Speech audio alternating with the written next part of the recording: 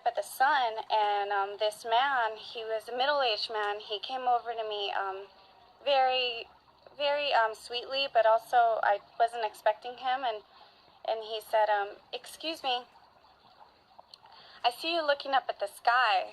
What are you looking at? I turned around and I started to tell him about my spiritual journey and how my soulmate passed away and transitioned into the spirit realm. And now I realized that we were Adam and Eve in our past lives, and Jesus and Mary and the Divine Mother and God. And now I had to reveal my heart to him, naked and unashamed, in the spirit realm in order to receive heaven. And although it sounded pretty crazy, the man just looked at me and he said, he's dead.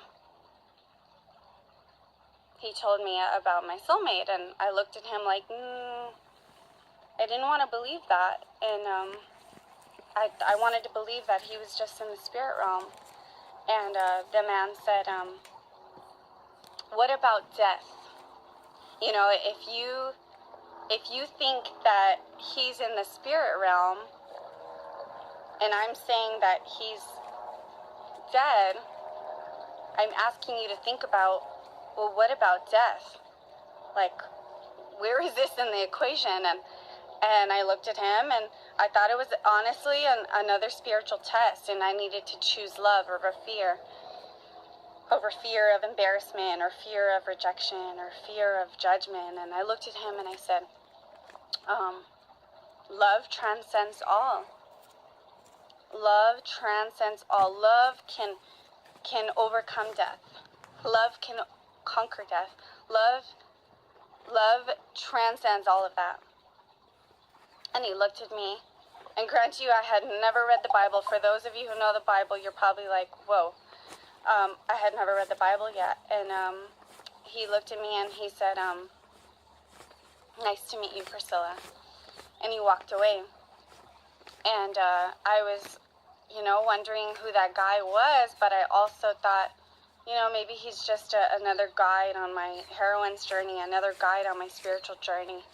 And so then I ended up going ahead and doing what I thought God told me to do, which was to reveal the purity of my heart to him in the spirit realm in order to receive heaven.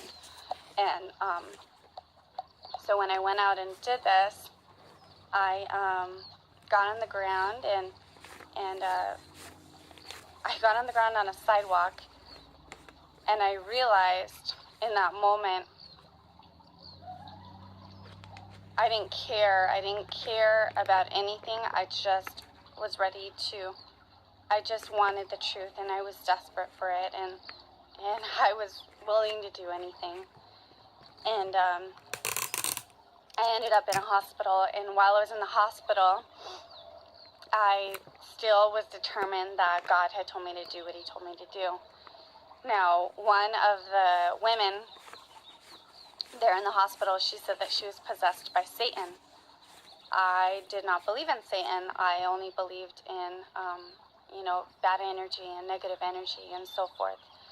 And so my stepmom, named Grace, by the way, and my dad, they came to visit me in the hospital, and they had become Christian. They had become believers of Jesus Christ in the past 2 years. And when they saw me, they knew what was going on. They knew that I was going through a spiritual battle, and they knew that they needed to just be patient with me. And my stepmom, Grace, she looked me in the eye and she said, Priscilla, God would not ask you to reveal the purity of your heart to him. God already knows your heart. God is all-knowing. When I heard that, there was something in my heart that knew that that was true. And I was like, oh my, she's right. She's right. God is all-knowing. God is all-knowing. He wouldn't have asked me to do that. So immediately I went to my room and I prayed. And I said, God, I will stay here as long as you want me to if there's something for me to learn. And I just humble myself before you. And I just ask that you tell me the truth no matter what it is. And God is so amazing. The next day, the woman who said that she was possessed by Satan, she came up to me, and this is pretty scary, but I have to tell you that, you know, this is the truth, and I have to share my testimony, just like we all do. And so the woman came up to me, and she said, I wanted you dead. Just very blankly, very seriously, very coldly. And when she told me that, even though it scared me out of my mind, I was like, that is not normal, that is weird.